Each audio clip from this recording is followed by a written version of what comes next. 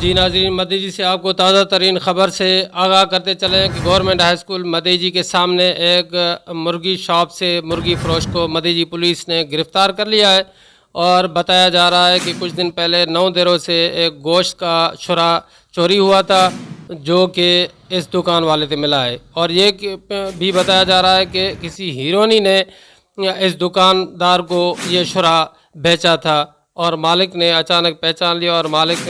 نے پولیس کو اطلاع دی، اور پولیس نے اس جو محمد علی لوہر نام بتایا جا رہا ہے مرغی فروش کا، اس کو گرفتار کر لیا ہے۔ لیکن ناظرین، آپ کو یہ بھی بتاتا چلوں کہ آج کل اس طرح کے واقعات بڑھ رہے ہیں، اور ایسا ہی محسوس ہو رہا ہے کہ پولیس اس طرح کے لوگوں کو جو ہیروئنی ٹائپ ہیں اور یہ بنگوڑی ٹائپ لوگوں کو استعمال کر رہی ہے، اور وہ ان کو چوری شدہ چیزوں کو ان کو ہی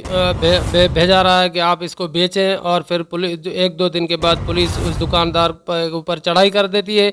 اور دکاندار سے پیسے بٹورے جاتے ہیں، اور پیسے بٹور کے پھر اس دکاندار کو ہراساں اور پریشان بھی کیا جاتا ہے۔